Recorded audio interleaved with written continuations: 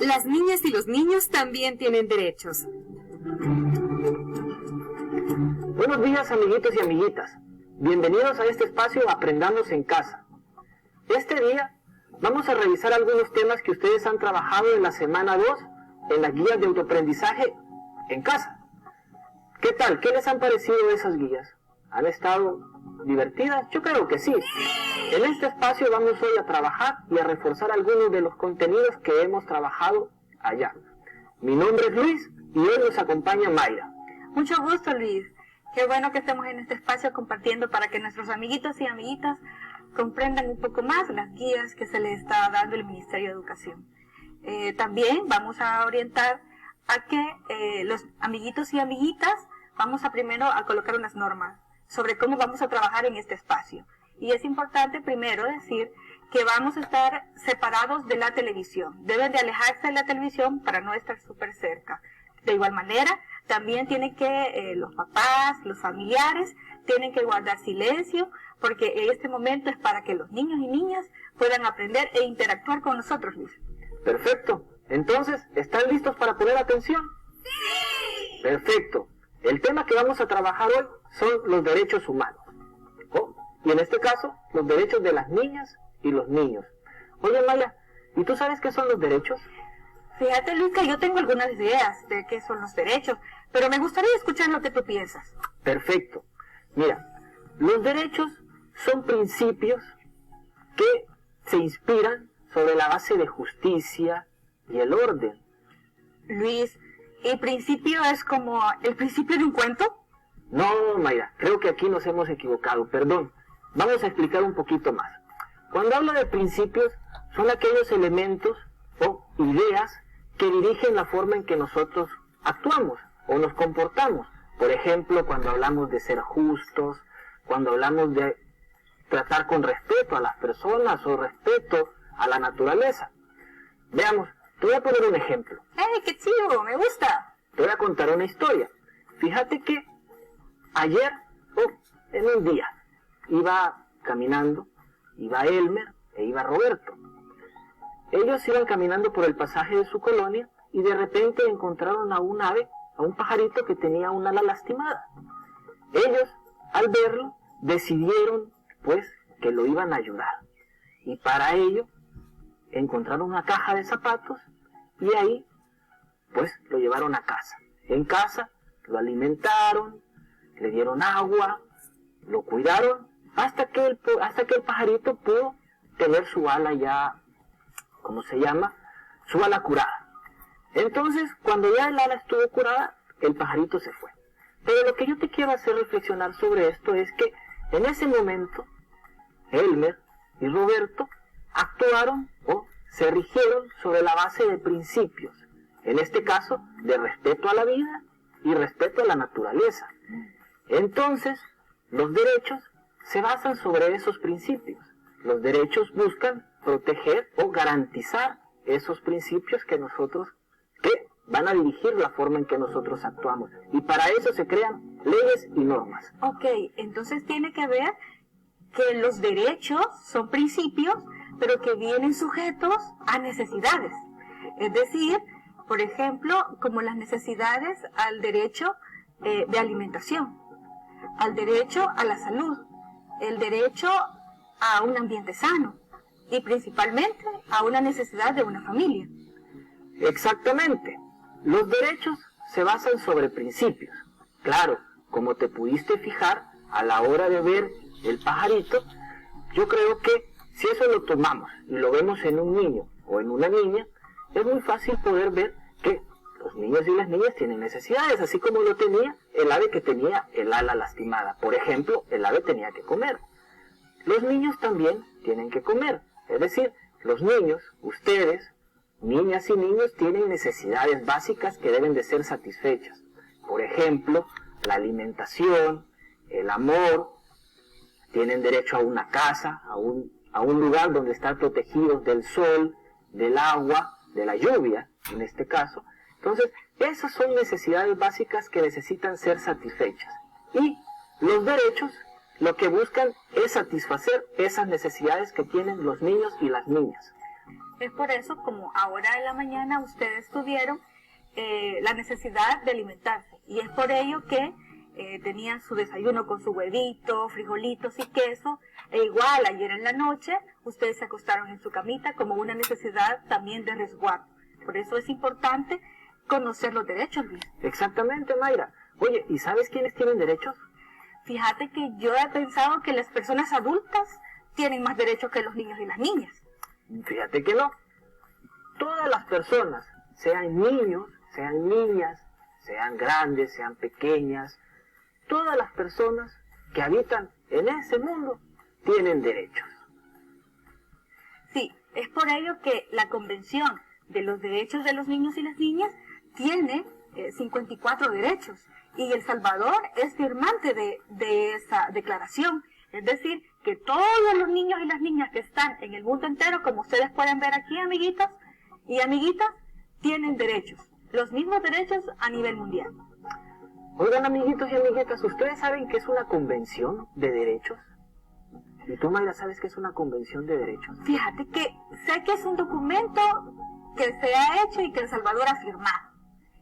Pero, ¿me podés explicar un poquito más, Luis? Claro que sí. Mira, una convención es un documento donde se plasman derechos, en este caso, como es una convención de los derechos de la niña y del niño, entonces es un documento donde están guardados o están plasmados los derechos que deben garantizar los estados a los niños y a las niñas. Muy bien, entonces en este libro, la Convención de los Derechos de los Niños y las Niñas, ahí están todos los derechos de las niñas y los niños. Exactamente. Ah, muy bien. Y entonces, como tú dijiste, los derechos, El Salvador ha firmado esa convención. ¿Tú sabías que esa convención es una de las convenciones que más países en el mundo han firmado? Y de todos estos que de la todos esos. ¡Qué bueno! Y El Salvador es uno de los países que también la ha firmado. Entonces, el Estado de El Salvador tiene que garantizar que todos esos derechos que se contienen en esa convención sean garantizados a todos los niños y a todas las niñas que habitan en el territorio nacional. ¡Qué bueno! Me parece, estoy muy de acuerdo, Luis, con los derechos de los niños y las niñas. ¡Qué bien!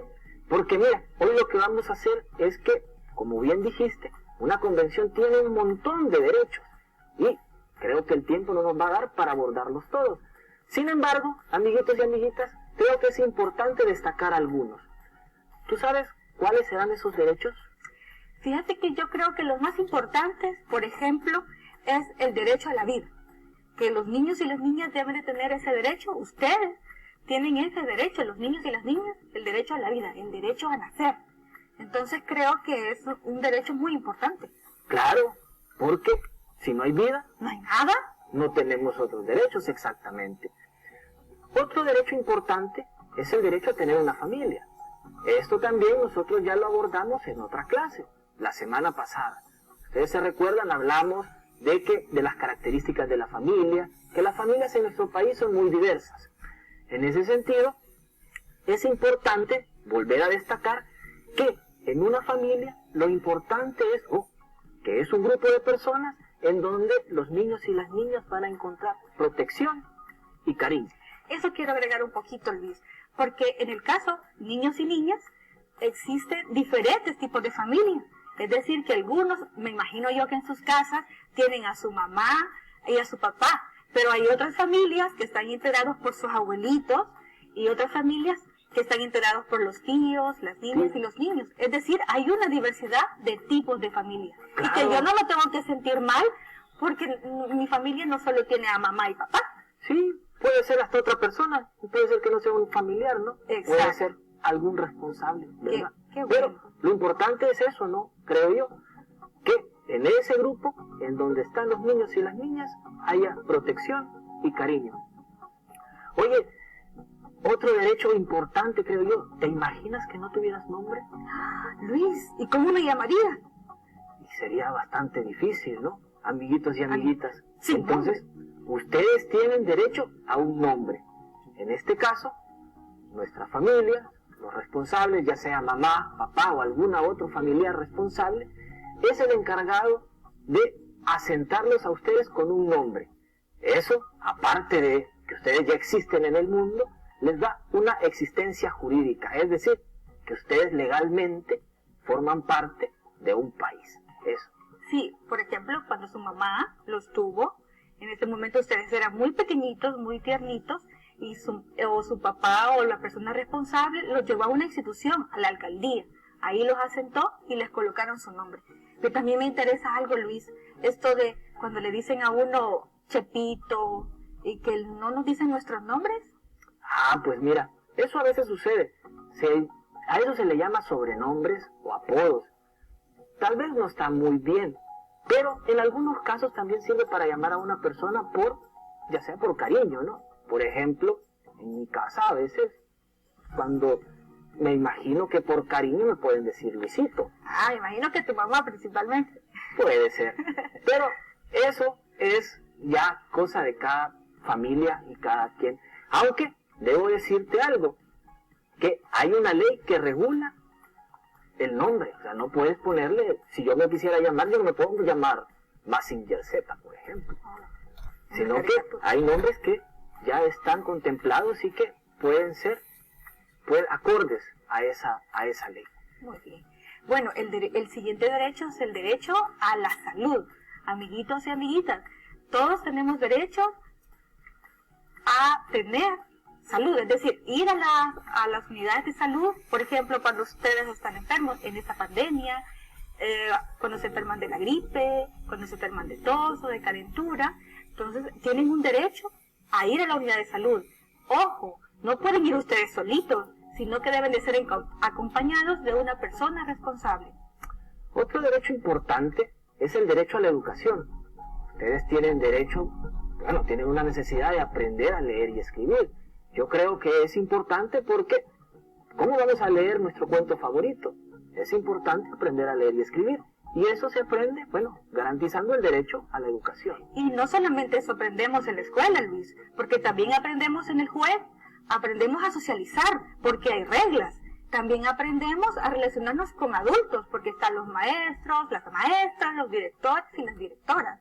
Es cierto, ¿no? Aprendemos a convivir. Exacto. Eso es importante.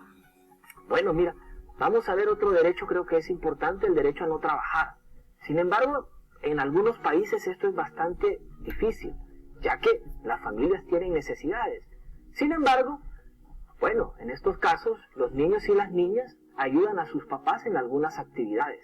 Sin embargo, yo creo que es importante destacar que los trabajos que hagan los niños y las niñas no deben poner en riesgo ni su salud, ni la vida. Entonces, en este caso, los estados deben de regular ese tipo de acciones y poco a poco ir garantizando que ese derecho se cumpla. Sí, muy bien, para que los niños estén resguardados de cualquier trabajo peligroso. Exactamente. Muy bien. También hay este derecho, sí me fascina, Luis. A ver, ¿cuál es ese? El derecho a jugar, Luis. También tenemos derecho, los niños y las niñas tienen derecho a jugar. Ustedes, amiguitos y amiguitas, tienen derecho a jugar. Es decir, derecho a la recreación, de ir a un río, a un balneario, a un parque. Eso es muy importante, Luis. Claro, es importante el derecho al juego porque uno despierta su imaginación. Eso es importante. Para terminar, creo yo que uno de los derechos más importantes es el de la integridad física.